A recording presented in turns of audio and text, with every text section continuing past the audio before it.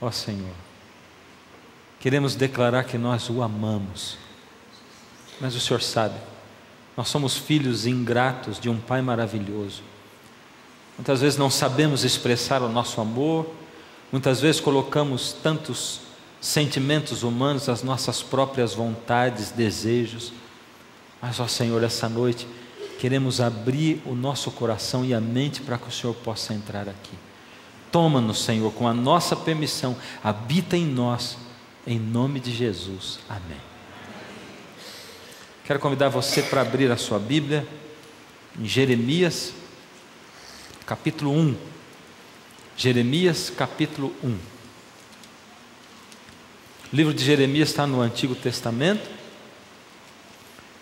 Ele é um dos profetas chamados profetas maiores.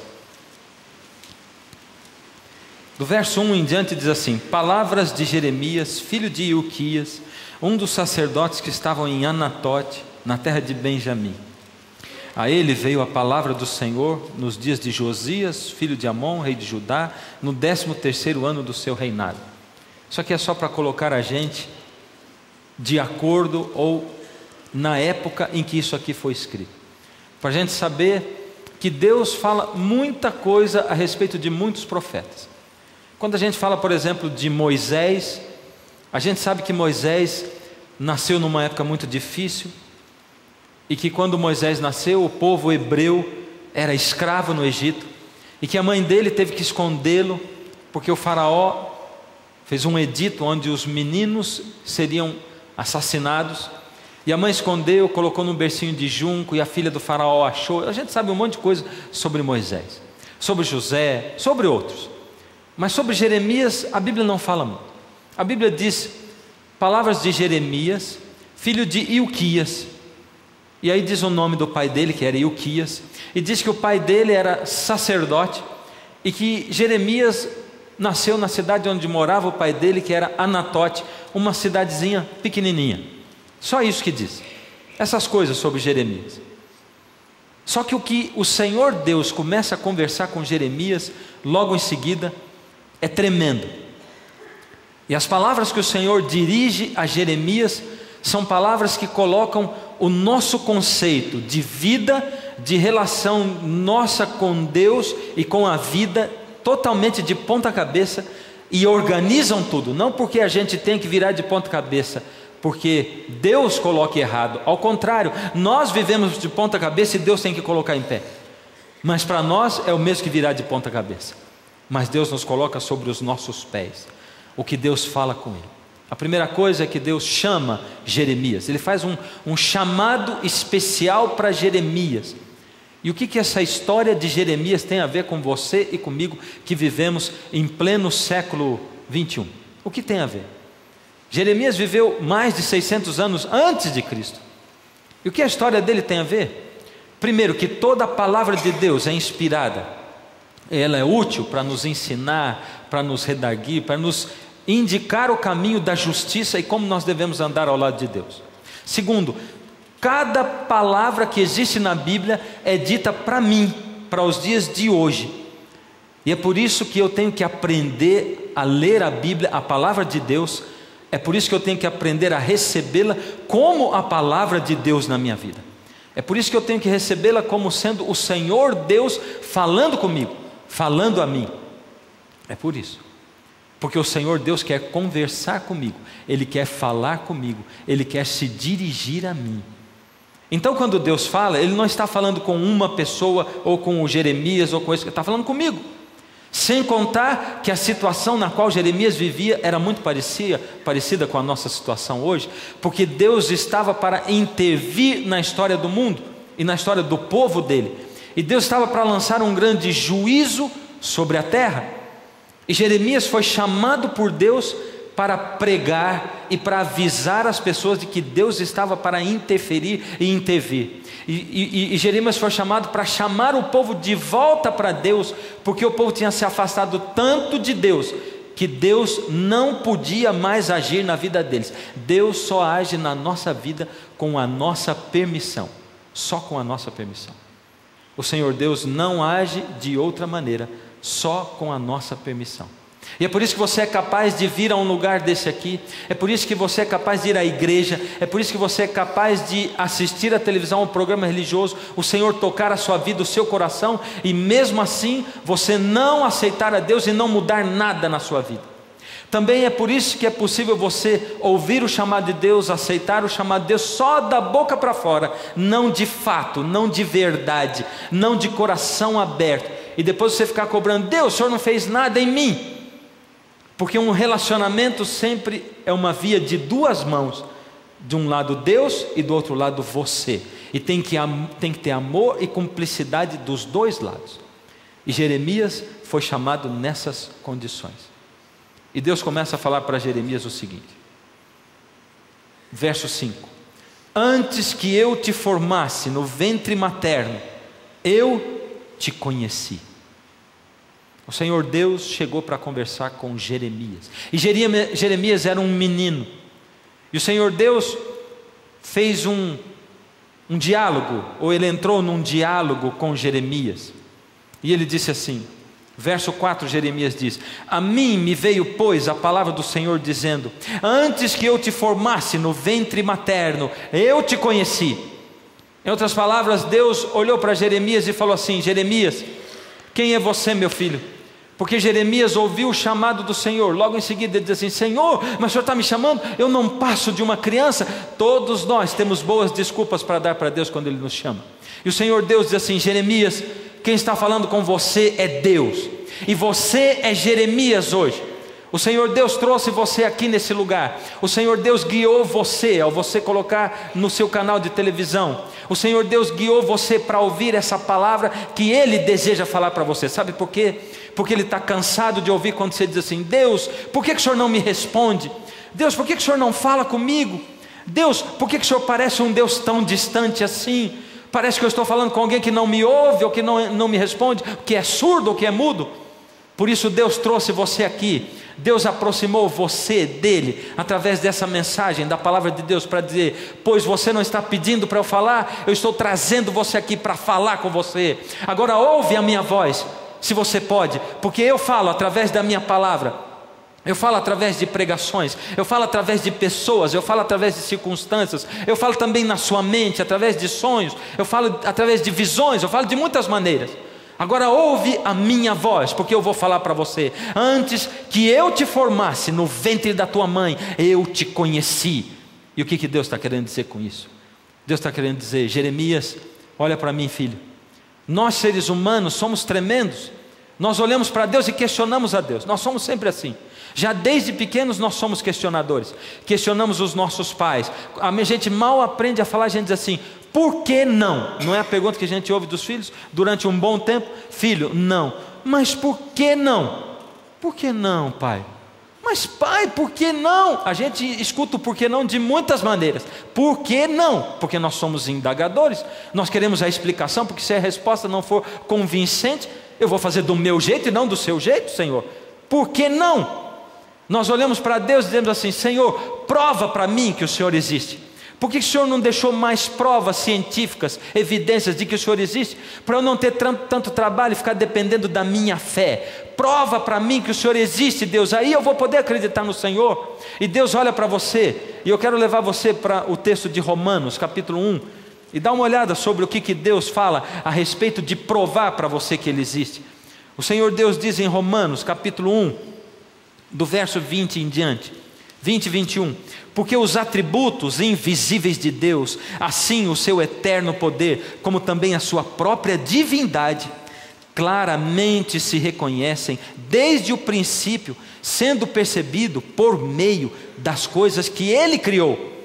Tais homens que não acreditam no Senhor são por isso indesculpáveis. É isso que Ele fala. Tais homens são por isso indesculpáveis. Deus está dizendo: é só você olhar para a criação. Os céus anunciam a glória de Deus, os céus proclamam a glória de Deus, e o firmamento anuncia as obras de suas mãos. Ou seja, olha para a natureza, olha para a andorinha, olha para o castor quando ele constrói as suas barragens, olha para o vagalume como ele é capaz de produzir luz sem produzir calor, e a ciência está estudando isso até hoje. Olha para a natureza, e os atributos de Deus são assim. E se você não acredita, você é indesculpável, porque acreditar em Deus não precisa de provas. E se você está querendo acreditar no Big Bang, isso já é uma coisa tão difícil de acreditar. E outro dia eu estava lendo uma coisa tão simples, porque eles dizem que surgiu de uma explosão cósmica. Mas como surgiu de uma explosão cósmica? E a primeira coisa que existiu, porque tinha que ter matéria para explodir. E a própria ciência diz que é impossível surgir matéria da não matéria. Então, como essa matéria sempre existiu, quem criou essa matéria? Ela sempre esteve ali, e se essa matéria sempre esteve ali, como ela explodiu? Não tem jeito de surgir matéria da não matéria. E se a primeira coisa surgiu, como ela surgiu? Aí Deus diz assim: se a ciência não sabe explicar, é porque precisa de fé para acreditar que alguma coisa existia para explodir. Existiu alguma coisa antes de explodir. A teoria da relatividade do Albert Einstein, ela diz que o universo está se expandindo cada vez mais. Ele está em expansão. E se o universo está em expansão, é porque é capaz, a gente poderia, se fosse gravado isso num filme, voltar a fita todinha e chegar ao ponto inicial. Só que o ponto inicial não é uma bola do tamanho de uma bola de basquete, também não é do tamanho de uma bola de tênis, e muito pouco do tamanho de uma bola de golfe. E também não é do tamanho de uma bolinha, de uma cabeça de alfinete. É do tamanho do nada. Ou seja, o universo, a lei da relatividade, ela diz que o universo continua se expandindo. E se a gente voltar, a gente vai voltar até chegar não a uma matéria pequenininha, pré-existente antes da matéria. A gente vai voltar para o nada. E se do nada não surge nada, se não existe matéria da não matéria, é só eu começar a perguntar para as pessoas, dizer assim: como surgiu a primeira matéria da não matéria? Eles vão dizer: bom, isso ninguém sabe explicar, não tem como explicar. Por isso, para acreditar em evolucionismo, em Big Bang, em evolução, eu preciso de fé. Aqui a palavra de Deus está dizendo: para acreditar em Deus, você precisa de fé. Olha para a natureza, você vai ver evidências suficientes para somar com a sua fé e acreditar e aceitar a Deus. É assim. E se você não consegue, você se torna indesculpável. É o que o Senhor Deus fala. Mas ele diz para Jeremias: antes que você nascesse eu te conheci. Quem é você? Antes que você fosse formado no ventre da sua mãe, antes que você fosse um embriãozinho, eu conheci você. Quem é você para olhar para mim e me questionar? É como se você já existisse há muito tempo. Filho, você entrou no trem e o trem já estava viajando. O mundo é um trem e ele já estava em viagem quando você entrou. E quando você descer dele, provavelmente ele vai continuar viajando, se Jesus não voltar antes. E como é que você quer questionar o trem todinho, se você só vai viajar um pouquinho nele? Como é que você quer questionar a Deus? Senhor, por que o Senhor não age na minha vida? Se o Senhor não agir, eu não reconheço o Senhor como meu Deus. E Deus está dizendo: antes de eu formar você, porque foi eu que formei você no ventre da sua mãe, eu escolhi você para nascer nesse mundo, eu planejei você. Por isso eu estou dando condições a você de me conhecer e de sair desse mundo preso pelo pecado para um mundo de verdade, maravilhoso. Antes de eu formar você no ventre da sua mãe, eu conheci você. Então não fica olhando, porque quer você queira, quer não, eu existo. Quer você queira, quer não, eu sou Deus e eu planejei você. Quer você queira, quer não, eu morri por você na cruz. E quer você aceite ou não, eu voltarei a esse mundo daqui a pouco. E esse vai ser o próximo momento de juízo que eu, Deus, vou exercer nesse mundo. Ou você está preparado ou não. Ou você gasta tempo me questionando, ou você investe tempo me conhecendo. Questionar é uma coisa e conhecer é outra. E eu, Deus, quero conhecer você e quero que você me conheça, porque eu conheço você desde antes de eu formar você no ventre da sua mãe. E você, quanto você me conhece? Deus. Mas Deus diz outra coisa para Jeremias. E Deus diz: e antes que você saísse do ventre da sua mãe, eu te consagrei. Antes que saísses da madre, te consagrei. O que quer dizer te consagrei? Essa palavra consagrei é separei, separar. E separar tem um outro sinônimo dentro da Bíblia para separar, que é o quê? Santificar, santo. O santo é o separado. Por isso Jesus diz assim: sede santos como eu sou santo. Fique separado para mim. Fique separado. Não é o santo imaculado que não peca. todos nós somos pecadores. Por misericórdia, lembra disso quando você estiver chegando na igreja. Lembra que quem recebe você lá fora é pecador. Lembra que eu que estou pregando, eu sou pecador. Lembra que todos nós somos pecadores e que nós precisamos todos os dias comparecer diante de Deus, para que Deus possa zerar a nossa conta. Nós precisamos comparecer com o coração sincero. Nós precisamos comparecer diante de Deus confessando os pecados, nos arrependendo dos nossos pecados e pedindo, implorando a Deus pelo perdão dos nossos pecados. É a isso que o Senhor Deus nos chama, a cada um de nós. Mas nós somos pecadores. Mas o Senhor Deus diz assim: antes que você saísse do ventre da sua mãe, eu separei você. O que quer dizer separei? Quer dizer que Deus separou para o lado dele. Quer dizer que quando você e eu nascemos nesse mundo, a gente nasce gostando do que não presta. A gente nasce gostando do pecado. A gente nasce gostando de comer o que não presta. Lembra que nós falamos num programa desses atrás? A gente nasce gostando de assistir o que não presta. A gente nasce se divertindo com lixo. É assim que a gente é. E quanto mais velho a gente fica, pior a gente vai ficando. Mais a gente gosta de lixo e mais ao lixo nós voltamos. O Senhor Deus está dizendo assim: antes que você nascesse, eu sei que você vai nascer pecador num mundo de pecado, e que você vai nascer escravo do pecado. Por isso eu, através do meu sangue derramado na cruz, antes de você nascer, eu separei você para mim. Para mim, você é meu. Eu conheci você porque eu planejei, e eu separei você para mim. Você é meu. Eu te dou plenas condições de você vencer o mundo. No mundo tereis aflições, mas tem de bom ânimo, porque eu venci o mundo, é o que Jesus diz. Ele está dizendo: eu separei você para você vencer o mundo. E eu vou dizer um negócio para você: é obra-prima de Satanás fazer você sentir que você é o mais miserável de todos os seres humanos. Lembra disso sempre.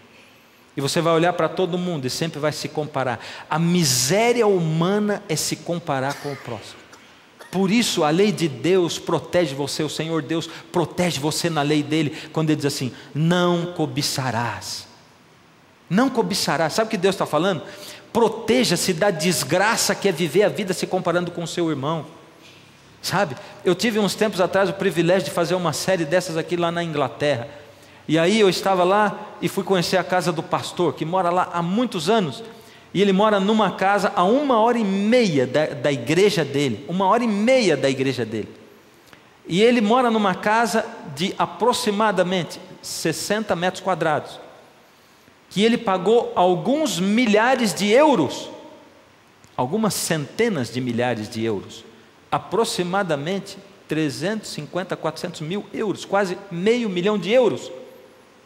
Agora você imagina que aquela casa de 60 metros quadrados, a 1h30 do centro de Londres, onde a igreja é dele, e ele feliz da vida, porque poucas pessoas da igreja dele conseguiram, depois de tanto tempo, comprar uma casa como aquela, porque é caro. Feliz da vida. E aí, aqui no Brasil, a gente mora, quem mora numa casa de 60 metros, fica olhando e dizendo assim: puxa, a casa do fulano, aquilo que é casa, puxa, isso aqui é casa, não esse aqui que eu tenho. Agora lá o outro está contente, mas se ele morasse em outro lugar, talvez ele também não estivesse contente, porque a desgraça da nossa vida é a comparação, é a cobiça, é eu querer ter a vida do outro, é eu dizer assim: o meu casamento não dá certo por causa da minha esposa, porque se a minha esposa fosse a fulana de tal que é a mulher do outro, aí daria certo, porque ela é que é uma esposa de verdade, ele é que é um marido de verdade. É eu olhar para o outro e cobiçá-lo para mim, sem me lembrar que a pior pessoa do meu casamento sou eu mesmo, e que se eu tenho aquele marido, aquela esposa, eu preciso aprender muito com ele. Eu preciso aprender lições, ou é de humildade, ou é de perdão, ou é lição de sabedoria. Eu preciso aprender alguma lição com ele. E eu preciso, é lógico que tem gente que sai dos padrões normais, aí vai para o vandalismo, para destruir a outra pessoa com palavras, destruir a outra pessoa com gestos, destruir a outra pessoa também com atos físicos. Aí já está fora de cogitação, porque isso aí é crime, isso aí é ser bandido. Quando você destrói a outra pessoa com quem você é casado, você está cometendo um crime, você está matando essa pessoa, seja aos poucos ou seja de uma vez, você está matando essa pessoa. Por isso eu não estou falando desse tipo de gente. Esse tipo de gente precisa estar na cadeia, ou precisa rogar muito a Deus, para que Deus tenha misericórdia, para transformar a sua vida e a sua natureza. Mas o Senhor Deus está dizendo assim: não se compare com o outro, olha para você mesmo e para mim. Não deseje nem a experiência espiritual que o outro tem. Eu gostaria de ter a fé igual a dele. Puxa, que experiência linda ele viveu. Eu queria ter uma experiência de vida como ele. Deus tem experiências especiais para você. Deus não trata você no atacado. Para Deus você não é o consumista. Para Deus você não é a população da cidade. Para Deus você não é a congregação da igreja. Você tem nome, endereço. Deus sabe quem você é. Ele conhece você porque Ele planejou você, e Ele conheceu você antes de você sair do ventre da sua mãe. Por isso Deus tem uma experiência espiritual para você especial. E a experiência de qualquer homem, do homem de maior fé da Bíblia, porque o Senhor Jesus disse que o maior de todos os profetas tinha sido João Batista até aquele tempo. E pega o João Batista, pega o Elias, pega o Moisés, qualquer um deles, eles ainda tiveram uma experiência espiritual aquém daquilo que Deus quer que você tenha, e daquilo que Ele pode levar você a ter, se tão somente você olhar só para Ele. Por isso o Senhor Deus diz assim: eu conheci você antes que você saísse do ventre da sua mãe. Eu separei você para mim.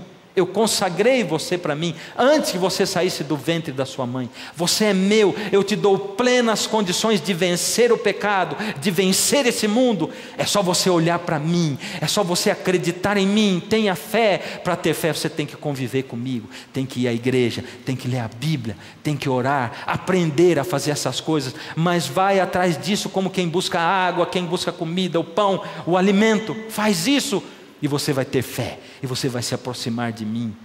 Eu separei você nesse mundo de pecado. Quando você nasceu, eu já botei em você o exército de Jesus Cristo, o uniforme do exército de Jesus Cristo.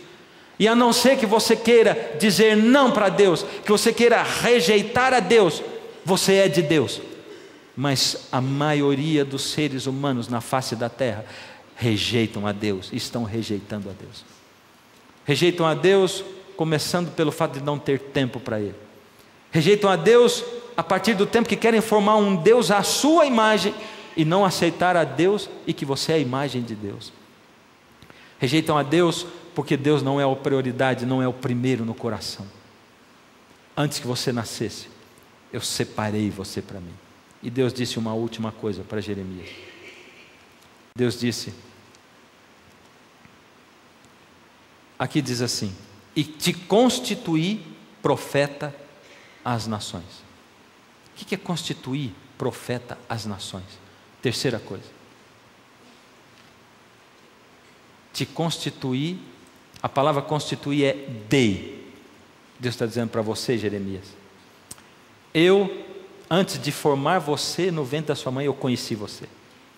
Segundo, antes de você sair de lá, eu separei você para ser meu, e a não ser que você não me queira, você é meu. Eu comprei você com o preço do meu sangue, mas o meu sangue é uma fonte a jorrar de salvação. Você tem que ir lá beber do meu sangue, você tem que ir lá buscar o meu sangue, se lavar no meu sangue. É isso. Terceira coisa, e eu dei você como profeta às nações, para o mundo. Hoje eu dei você, Deus está falando. Deu como? Como deu como profeta? Como assim? É isso mesmo. Deus está chamando você para você anunciar para o mundo inteiro quem Ele é, e como é maravilhoso viver com Deus e pertencer a Deus e ter Deus na sua vida. Como é maravilhoso estar ao lado de Jesus, e como Ele coloca você acima dos problemas e faz você olhar os problemas de um jeito diferente. Como Ele transporta você para perto dEle.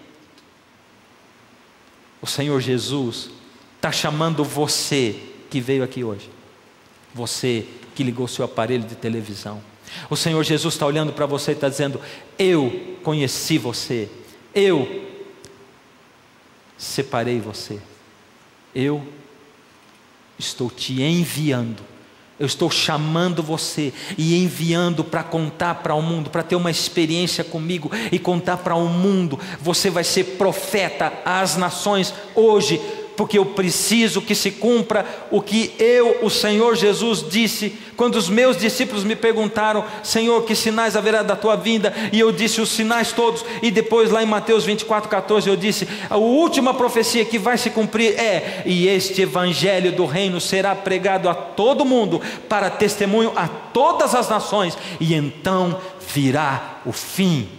Porque se você não falar para os outros de Jesus, Jesus não vem. Ou melhor, se você não falar para os outros de Jesus, ele diz assim: se você não falar, a pedra vai falar, mas eu venho. É isso. Tenha o privilégio de falar de Jesus. Mas eu, Jesus, estou chamando você. Não interessa que você entrou aqui e está dizendo: que é isso, é a primeira vez que eu entro nessa igreja, acho que Jesus está me chamando. Tem um pedaço da história da andorinha que eu não contei de propósito, que é o seguinte: a mãe andorinha fez o ninho, nasceram os filhotinhos, e como é filme, rapidinho os filhotinhos cresceram dentro do ninho e se tornaram jovens andorinhos.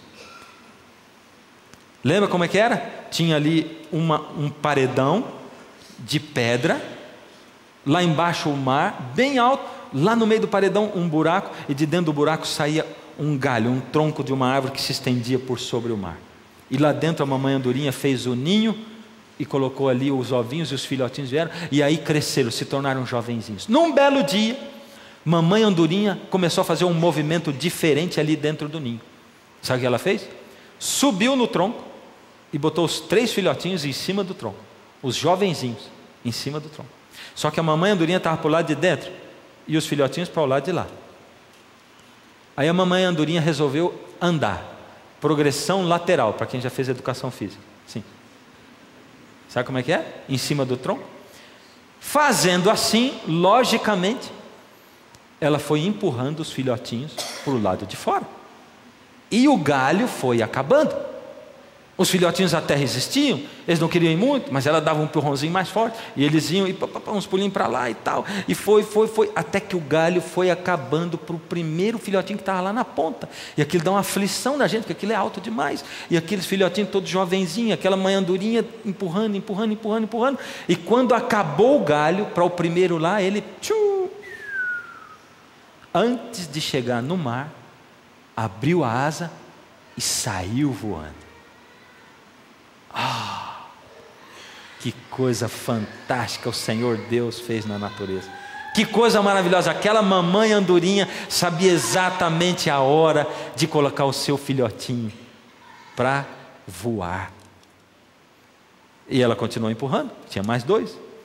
Acabou o galho para o segundo, e ele também despencou de lá de cima, e antes de chegar no mar, na água, saiu voando.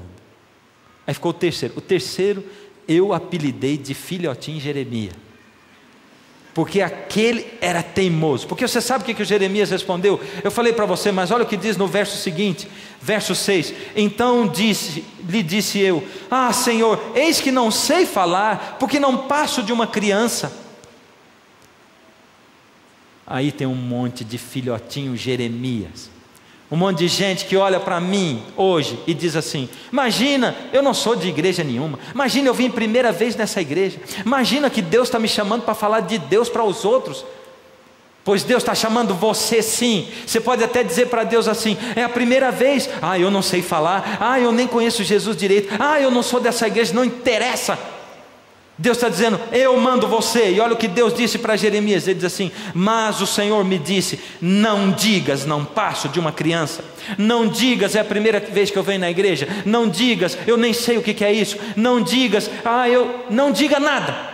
Simplesmente eu, Deus, estou enviando você sim, porque eu chamei você. Nada nesse mundo acontece por acaso. Eu atraí você para cá, eu atraí você para mim. Você está ouvindo, você tem ouvido a minha voz na sua vida milhares de vezes quando eu falo na sua consciência. Você tem ouvido o meu chamado, mas você tem me rejeitado 1 milhão de vezes. Quantas vezes eu chamo você, você me rejeita e me rejeita, e você acha que pode viver a sua vida sem mim. Mas eu estou chamando a você. Quer que fique mais claro do que isso agora? Sendo que eu arrastei você para esse lugar, sendo que eu arrastei você para assistir esse canal de televisão. Você quer que fique mais claro? Pois se você tem dúvida, Deus tem sim chamado a você. Quando Ele fala na sua consciência na calada da noite, Deus tem chamado sim a você. Quando você olha a sua família em frangalhos, Deus tem chamado sim a você. Quando Ele olha para você e diz: filho, você tem mais para ser do que o que você tem sido. É isso. Não tem jeito de ficar mais claro. É a palavra do Senhor falando. Não digas, não passo de uma criança, porque a todos a quem eu te enviar, irás, e tudo quanto eu te mandar, falarás.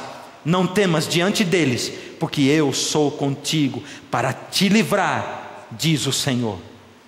Depois estendeu o Senhor a mão e tocou-me na boca, e o Senhor me disse: eis que ponho na tua boca as minhas palavras. Olha que hoje eu te constituo sobre as nações e sobre os reinos, para arrancares e derribares, para destruires e arruinares, e também para edificares e para plantares. A missão que eu te dou não é fácil, é uma missão difícil. Você vai diante dos reis, diante das nações, você vai diante do seu patrão, você vai diante dos políticos, você vai diante de quem quer que eu te envie, e você vai falar. E a sua missão não é fácil, porque você vai ter que arrancar e derrubar, mas você também vai ter que plantar, e você vai ter que construir. Mas não se preocupe, porque eu ponho as minhas palavras na sua boca, e aonde você for, eu vou com você. É isso que Deus está falando. Quando chegou o último filhotinho, o filhotinho Jeremias, ele resistiu mais do que todos, por isso eu apelidei de Jeremias, porque ele não queria, ele estava dizendo: eu não passo de uma criança para voar, mamãe.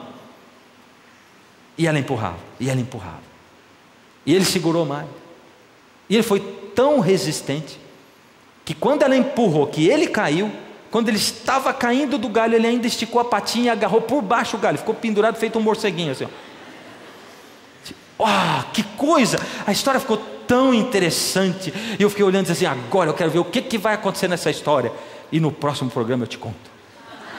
Não vou fazer isso com você, prometo que eu não vou fazer. Aí a mamãe andorinha não teve dúvida, começou a bicar a patinha dele. Malvada aquela mamãe, batendo no filhinho. Eu bato em você porque eu te amo, filhinho. Sabe como é que é? Malvada ela.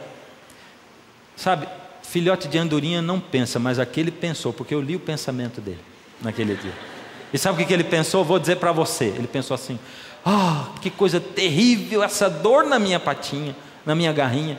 É tão terrível que eu prefiro cair e morrer lá embaixo afogado naquele mar, do que ficar sentindo essa dor na minha patinha. E ele largou.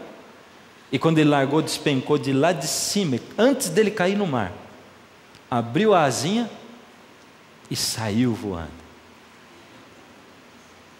Deus está dizendo para você: eu não criei você para viver no ninho. Tudo que você quer na sua vida é um ninho, é um lugar confortável, onde você se sinta seguro, em paz, amado, a pessoa mais importante do mundo, protegido. Deus está dizendo: arranca esse alvo da sua mente, porque eu não fiz você para você viver dentro do ninho, eu fiz você para voar. O ninho é só o lugar para você começar a me conhecer, é só para você se desenvolver, mas eu fiz você para voar. Eu enviei você como profeta a esse mundo. Eu estou chamando você para o meu ninho, eu estou ensinando você, eu estou te dando. E se você tiver a mim, você vai ter a sua fome e a sua sede saciadas, e você vai transbordar, você vai ser uma fonte a jorrar. E eu vou mandar e você vai, eu vou dizer o que você vai falar, e você vai falar em nome de Jesus, e você vai fazer milagres. E Jesus disse: e vocês vão fazer as coisas que eu fiz, e coisas ainda maiores serão feitas, Toma isso na tua mão, por misericórdia, em nome de Jesus, porque essa é a promessa do Senhor Jesus para hoje, para os dias de hoje. É isso que o Senhor Jesus coloca na sua mão, é a isso que Ele chama você, e Ele diz: filho, você está muito acanhado, querendo ficar dentro do ninho, você se acha um coitadinho, você se acha um desamparado, você fica me questionando, você fica dizendo: Deus, cadê o Senhor? Você fica querendo, me tratando como se eu não existisse. Filho, eu chamei você e eu dei você para esse mundo. O seu papel não é ficar dentro do ninho, se sentindo protegido e acalentado. O seu papel é ir para esse mundo, arrancar, derrubar, plantar e construir. O seu papel é ser meu profeta, e é para isso que eu estou chamando você, filho. Qualquer coisa menos do que isso é nada, é zero. E qual é o evangelho que você tem que pregar quando você vai? Qual é? Qual é? No Antigo Testamento, qual era o evangelho, o primeiro? Qual era? Cadê esse povo? Quem era o evangelho, o primeiro evangelho do do Antigo Testamento? O Cordeiro. E o segundo? O santuário. E qual foi o terceiro evangelho vivo? O Senhor Jesus Cristo morrendo na cruz, porque o Cordeiro apontava para Jesus morrendo na cruz, o santuário também. E aí a gente diz: pronto, agora acabou o santuário, porque o véu se rasgou de alto a baixo. Aí Paulo diz: não, nós temos agora um sumo sacerdote. Jesus, o nosso Cordeiro, é o nosso sumo sacerdote do santuário do céu, e ele já passou no lugar santo, agora ele está no Santíssimo, e nós estamos na época do juízo. Então o evangelho que eu tenho que pregar é o seguinte: você sabe o que Jesus fez desde o começo do mundo? Ele prometeu que ia morrer, e depois ele morreu. E sabe o que ele está fazendo agora? Ele passou para o santuário, o lugar santo, intercedendo, e agora ele está em juízo. E você e eu somos convidados a entrar dentro do santuário através das nossas orações. Olhe para o Antigo Testamento, olha para Hebreus, olha para o Apocalipse, olha para a Bíblia toda, e você vai ver que o santuário é o tema central da Bíblia, e que o Senhor Jesus tem que ser aceito hoje como o seu sumo sacerdote. E o Senhor Jesus está chamando a você e a mim para proclamarmos o evangelho. E quando ele diz em Mateus 24:14: e este evangelho do reino será pregado a todo mundo para testemunha a todas as nações, então virá o fim do reino. Qual reino?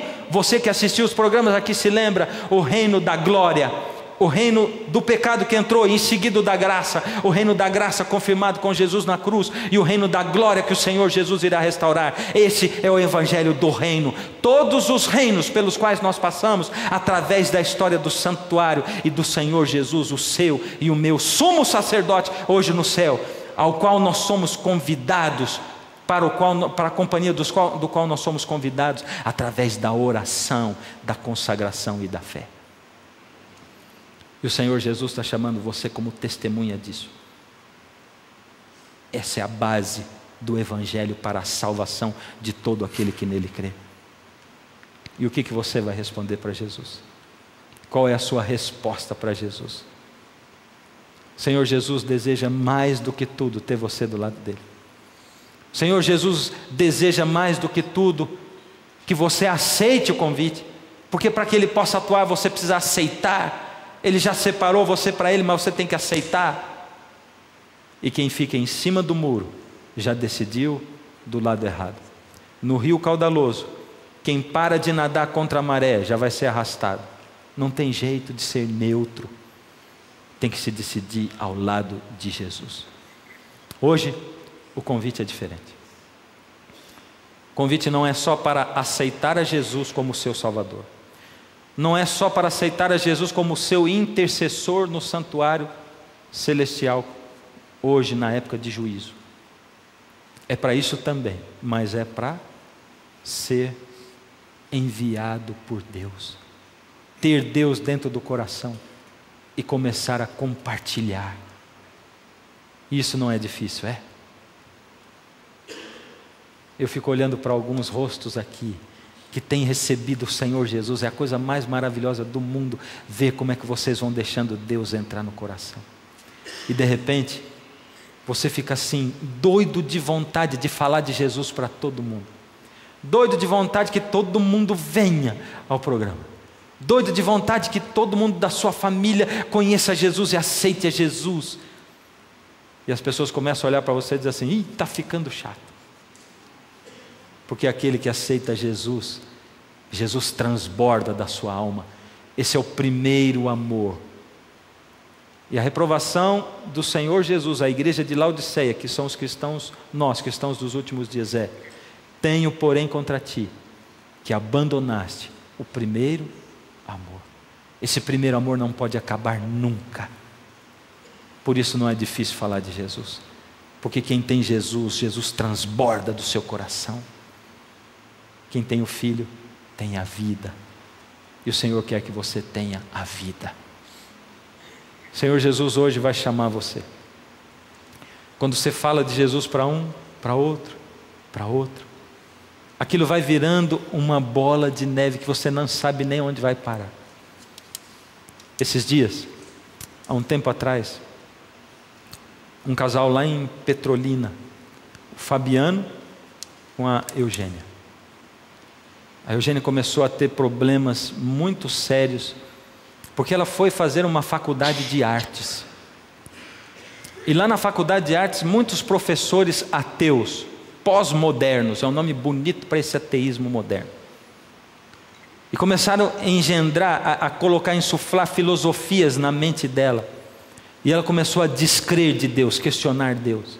E à medida que Deus foi saindo da vida dela, foi entrando um vazio interminável. E ela caiu numa depressão tremenda. Sem fé, sem Deus. E ela foi para suicidar. Subiu num lugar para suicidar. A população reuniu ali embaixo, as pessoas gritando para ela não pular dali. E o corpo de bombeiros veio. E um bombeiro se aproximou dela. E esse bombeiro começou a falar de Jesus para ela e de Deus para ela. Chamado por Deus, não somente para ser um bombeiro, mas um bombeiro servo do Deus Altíssimo, do Senhor dos Exércitos. E ele começou a falar de Jesus para ela.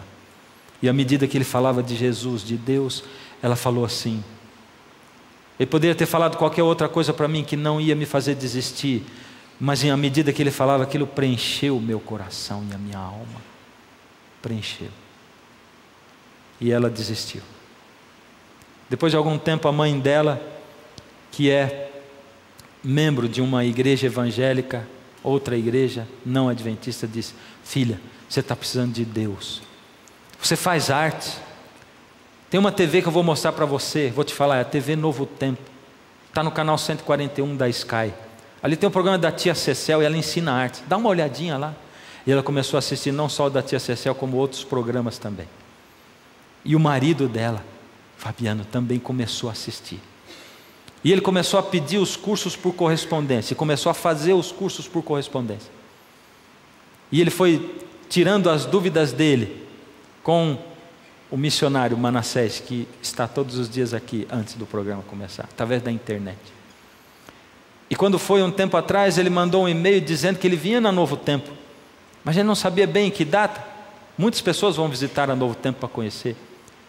E quando foi na semana passada, eles dois chegaram de Petrolina para visitar a Novo Tempo.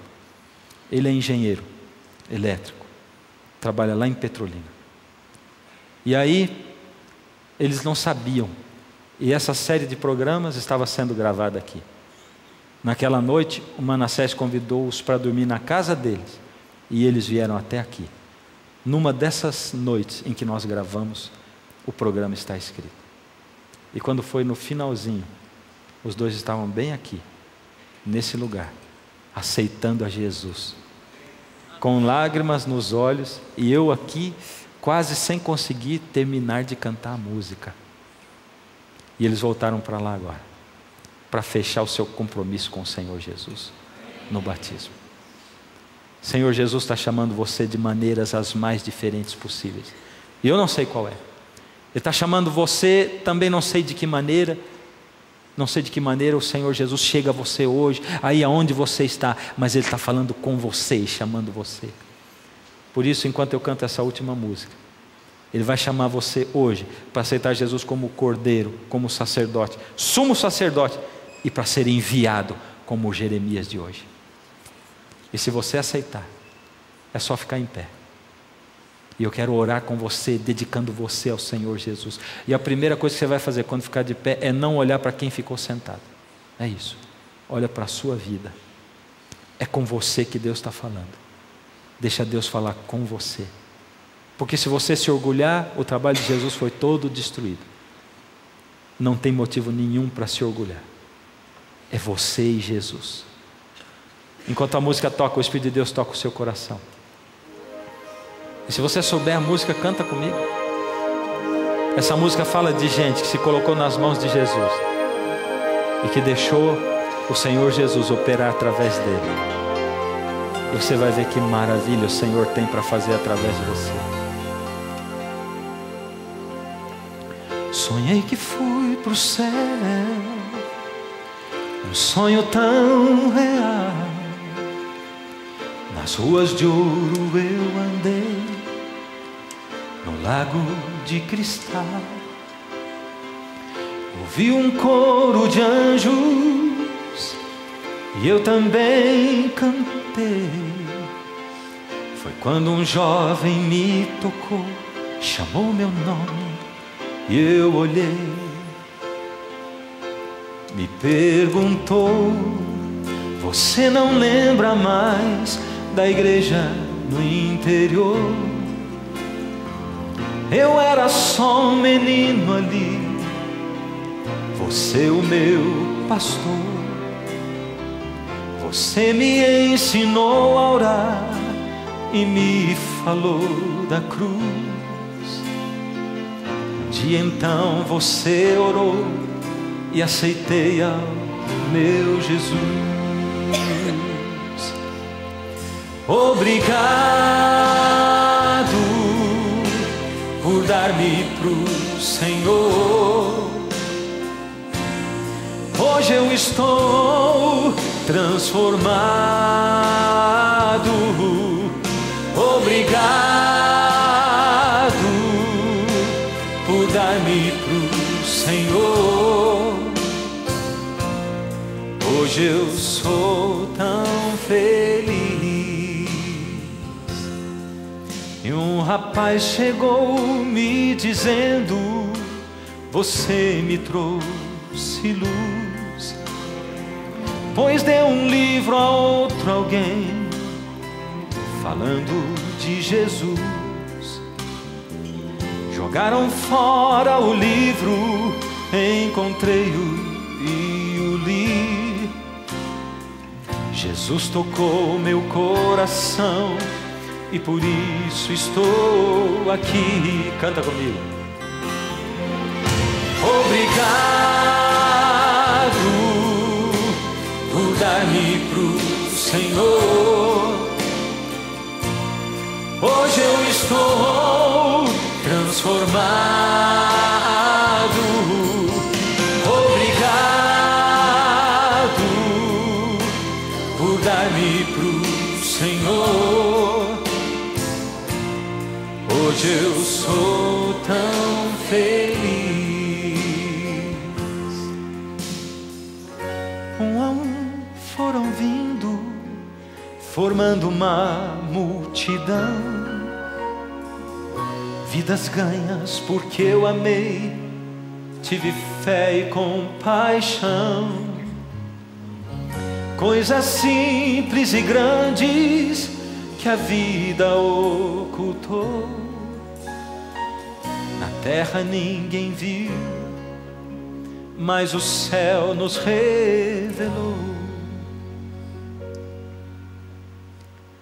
Eu sei que lá no céu ninguém irá chorar, mas acho que senti uma lágrima rolar. Jesus então chegou, tocou em minha mão, disse: filho, obrigado por dar teu coração. Ainda dá tempo para você. Obrigado por dar-me pro Senhor. Hoje eu estou transformado. Canta. Obrigado por dar-me pro Senhor. Hoje eu sou tão feliz. Obrigado porque eu tive sede, você me deu de beber. Obrigado porque eu estive nu e você me deu roupa e me vestiu. Porque eu tive fome, você me deu o que comer. Obrigado porque eu estava preso e você foi me visitar. Porque eu estava doente e você foi me ver e orou comigo. Obrigado porque um dia você aceitou o chamado de Jesus. Você aceitou o Senhor Jesus. Aceitou ser um profeta dele. E por causa de você que falou de Jesus para mim, hoje eu sou tão feliz.